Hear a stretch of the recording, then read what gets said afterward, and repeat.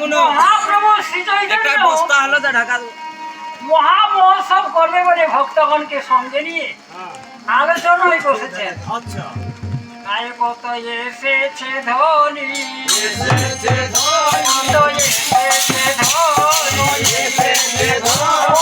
হরি নামের শব্দ শুনে হরি নামের শব্দ শুনে হরি নামের শব্দ শুনে হরি নামের শব্দ শুনে শব্দ শুনে ভক্তগণ এসে উপস্থিত। কত ভক্ত ভ্রমণ বসে আছে, ভক্ত ভ্রমণ বসে আছে, ভক্ত ভ্রমণ বসে আছে, ভক্ত ভ্রমণ বসে আছে। তারা মধু পান করিবে বলে ভক্ত ভ্রমণ বসে আছে, মধু পান করবে বলে ভক্ত ভ্রমণ বসে আছে, মধু পান করবে বলে ভক্ত ভ্রমণ বসে আছে, মধু পান করবে বলে ভক্ত ভ্রমণ বসে আছে। ওরে আমার চৈতন্যের খাটি আদান খেয়াব, ওরে আমার চৈতন্যের খাটি আদান খেয়াব, ওরে আমার চৈতন্যের খাটি আদান খেয়াব, ওরে আমার চৈতন্যের খাটি আদান খেয়াব। আর তুমি ভয়া পুরো বসি পার হয়, ওরে ধরে ভয়া পুরো বসি পার হয়, ওরে বাকি কারো রাখে না, ওরে বাকি কারো রাখে না, ওরে পাপি তাপি আজি করে বাকি কারো রাখে না, পাপি তাপি আজি করে বাকি কারো রাখে না, ওরে পাপি তাপি আজি করে বাকি কারো রাখে না, পাপি তাপি আজি করে কারো রাখে না।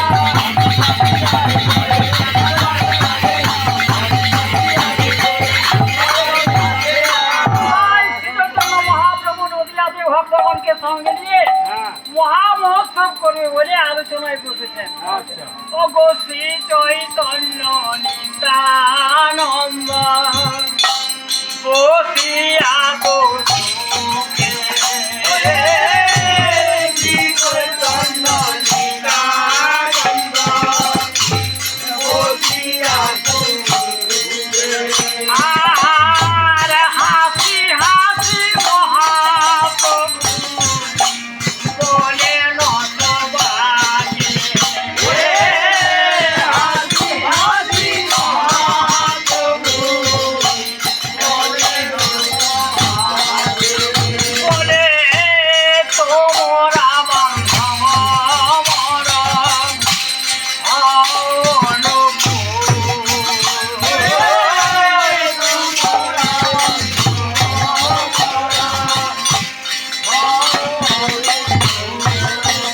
ওরে তবে এতো মহোৎসব আয়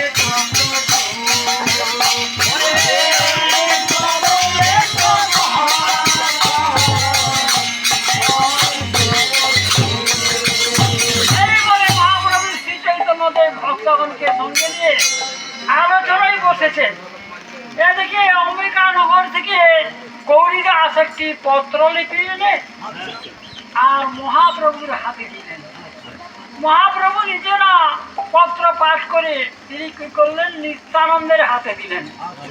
আর নিত্যানন্দ পাঠ করে অদ্বৈতের হাতে দিয়েছেন। অদ্বৈত মহাপ্রভু তখন কি করলেন, ভক্তগণের কাছে সেই পত্রলিপিকে খুলে তারপরে শোনাচ্ছেন। কি লিখেছেন গৌরীদাস, বলে প্রণমঃ মহাপ্রভু ত্রবসি চরণে, বলে প্রণমঃ মহাপ্রভু ত্রবসি চরণে, আরে অধমের অপরাধ ক্ষম হম জনে,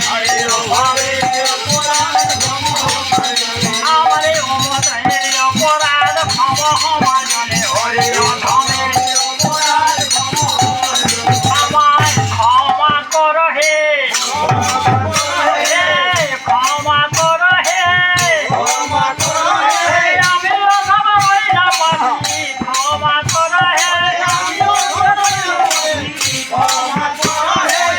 হে দাঁড়াতে আমি করলাম মন্ত্র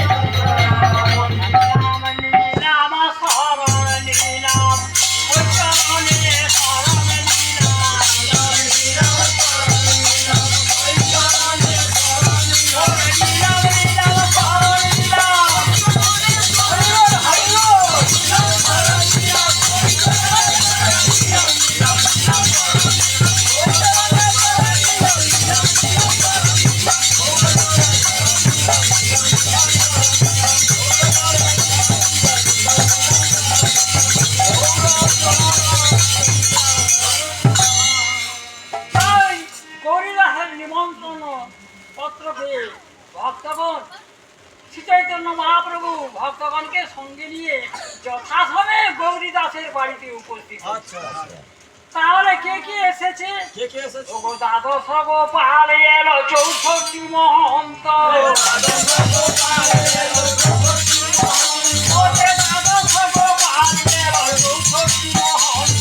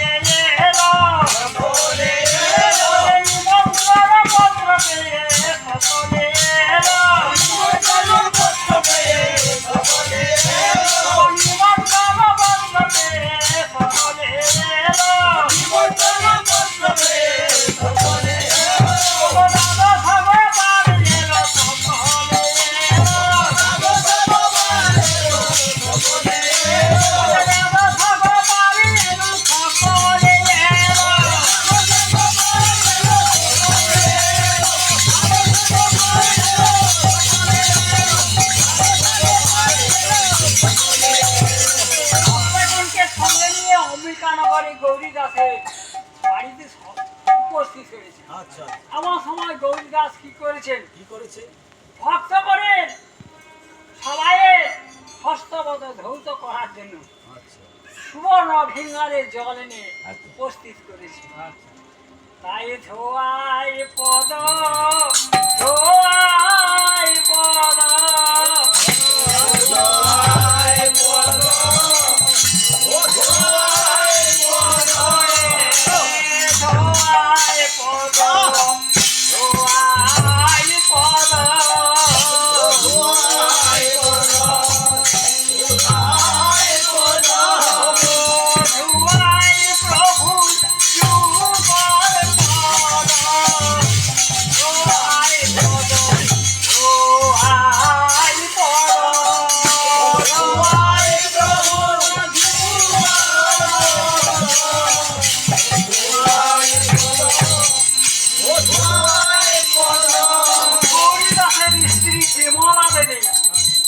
কি বলছে জানো? বলে আমি প্রিয় যোগ্য নারী আমি প্রিয় যোগ্য নারী আমি প্রিয় যোগ্য নারী আমি প্রিয় আমি গৌর সেবা করতে পারি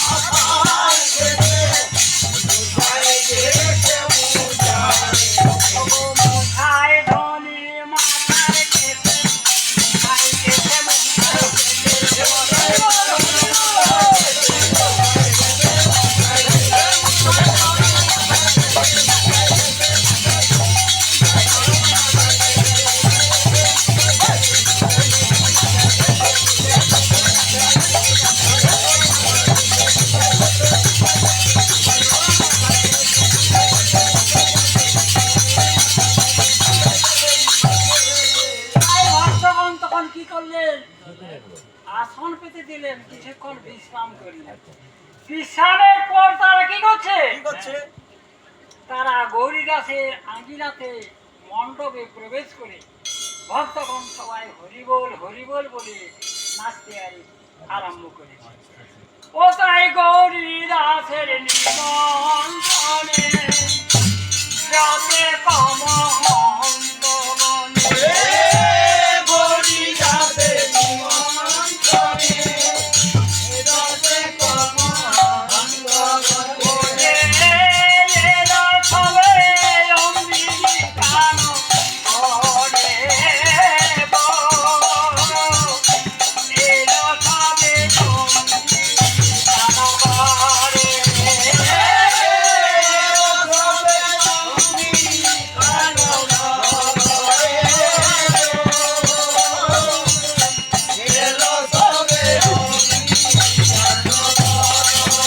তখন মহামোহন সমাধানী হরি নাম করজন করিয়া, মহামোহন সমাধানী হরি নাম করজন করিয়া, নাচে গৌরী দাসে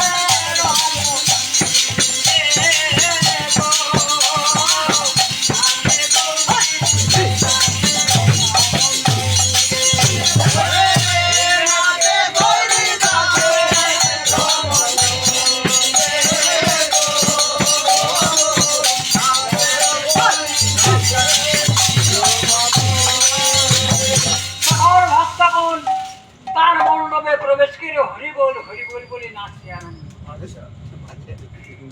তখন গৌরীদাস কি করেছেন? প্রভুর সেবার আয়োজন করছেন। তখন গৌরীদাস হাসি হাসি প্রভুর নিকটে আসি, ও গো গৌরীদাস হাসি হাসি প্রভুর নিকটে আসি, কহে কিছু মধুর বচন, কহে কিছু মধুর বচন, কহে কিছু মধুর বচন, কহে কিছু মধুর বচন, যদি কৃপা করে মরি এসেছো আমার ঘরে, যদি কৃপা করে মরি এসেছো আমার ঘরে, যদি কৃপা করে মরি এসেছো আমার ঘরে, যদি কৃপা করে মরি এসেছো আমার ঘরে, তবে কিছু কিছু বলে যাচ্ছে। গৌরীদাস বলছেন, মানে তাকে ভজন করার জন্য তিনি বলছেন, তাই তো মহাপ্রভুর শরীরে অঙ্গে কোনো ভুল হয়ে থাকে, ব্যথা লেগে যায়, যে তাকে কি বলবো, আমি কেমন ভাবে সেবা দেব। গৌরীদাস এই কথাই ভাবছেন। মহাপ্রভু কিন্তু জানতে পেরেছে গৌরীদাসের মনের কথা। মহাপ্রভু বলছে, গৌরীদাস তুমি কিছু না বলে কিছু কিছু, তার আমি তো কোনো অর্থ খুঁজে পাচ্ছি না। তবে গৌরীদাস তোমার মনে যে অভিলাষ হয়েছে তা আমি পূরণ করে দেব। প্রভু কহে গৌরীদাস পুরাবো মনে রয়া, প্রভু কহে গৌরীদাস পুরাবো মনে রয়া,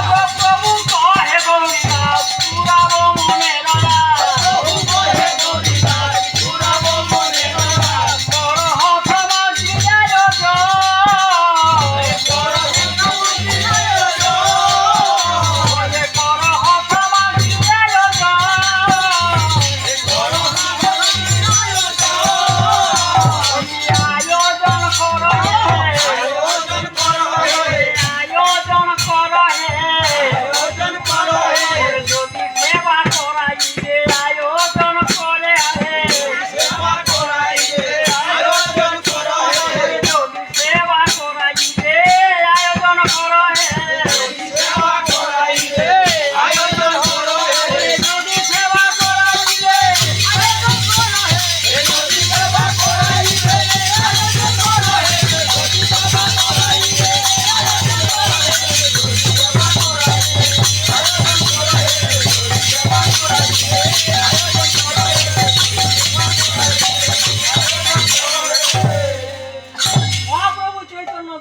বলছেন কি গৌরীদাস তুমি সেবা করাবে? তাই তুমি যখন আমার কাছে গিয়েছিলে তখন আমি একটা তোমাকে ফর্দ করে দিয়েছিলাম, মাটির মালসা ওই অশোকের প্রধানু দিয়ে তৈরি করবে, আর সুতারের চিড়া আর মিষ্টান্ন প্রকার। তুমি কি আয়োজন করেছো গৌরীদাস? বলছে না প্রভু, আমি আয়োজন করতে পারি না। আমি কি করেছি জানো? আমি দুমন চিড়া রেখেছি গো, আমি দুমন চিড়া রেখেছি গো, দুমন চিড়া রেখেছি গো, প্রভুর সেবা করব বলে দুমন চিড়া রেখেছি গো, প্রভুর সেবা করব বলে দুমন চিড়া রেখেছি গো, প্রভুর সেবা করব বলে দুমন চিড়া রেখেছি গো, প্রভুর সেবা করব বলে দুমন চিড়া রেখেছি। মহাপ্রভু বলছে না গৌরীদাস, ওই দুমনেতে কিন্তু সেবা হবে না। বলে দুমনেতে হবে না, দুমনেতে হবে না, দুমনেতে হবে না, আর আছে আমার বহু জনা, দুমনেতে হবে না, আছে আমার বহু জনা, দুমনে হবে না, আছে আমার বহু জনা, দুমনেতে হবে না, আছে আমার বহু জনা, দুমনে হবে না। বলে গৌরীদাস ওই দুমনেতে হবে না। বলে প্রভু আমার তো ক্ষমতা নেই, আমি যা কিছু আপনার আয়োজন করেছি তাই আপনার কাছে প্রকাশ করে বলছি। বলছে না গৌরীদাস ওই দুমনে হবে না, তুমি এক কাজ করো, ওই অম্বিকা নগরে কিছু ভিক্ষা করো, তাহলে তোমার অভাবটা পরিপূর্ণ হবে। তাই গৌরীদাস কি করছেন, ওই অম্বিকা নগরে মাদুকুরি করছে। হ্যাঁ কিছু ভিক্ষা করছেন। কেমন ভাবে জানো? বলে আমায় ভিক্ষা দাও গো নগরবাসী, আমায় ভিক্ষা দাও গো নগরবাসী, তোমা তোরাই আমার মাসে দিদি, ভিক্ষা দাও গো নগরবাসী, তোরাই আমার মাসে দিদি, ভিক্ষা দাও গো নগরবাসী, তোমা তোরাই আমার মাসে দিদি, ভিক্ষা দাও গো নগরবাসী, তোরাই আমার মাসে দিদি, ভিক্ষা দাও গো নগরবাসী। যে তোর আমায় ভিক্ষা দেবে,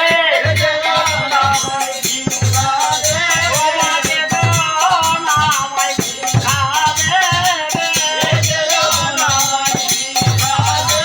ও রাধা কৃষ্ণের দর্শন পাবে, যেজন আমায় ভিক্ষা দেবে, ও রাধা কৃষ্ণের দর্শন পাবে, যেজন আমায় ভিক্ষা দেবে, ও রাধা কৃষ্ণের দর্শন পাবে, যেজন আমায় ভিক্ষা দেবে, ও রাধা কৃষ্ণের দর্শন পাবে, যেজন আমায় ভিক্ষা দেবে। আমায় ভিক্ষা দাও গো ব্রজঙ্গনা, ভিক্ষা দাও গো ব্রজঙ্গনা, ও মা হরে পুরাবে মনে বাসনা, ভিক্ষা দাও গো ব্রজঙ্গনা, হরে পুরাবে মনে বাসনা, ভিক্ষা দাও গো ব্রজঙ্গনা, যেজন আমায় ভিক্ষা দেবে, যেজন আমায় ভিক্ষা দেবে, যেজন আমায় ভিক্ষা দেবে, যেজন আমায় ভিক্ষা দেবে, তাদের গোলাপে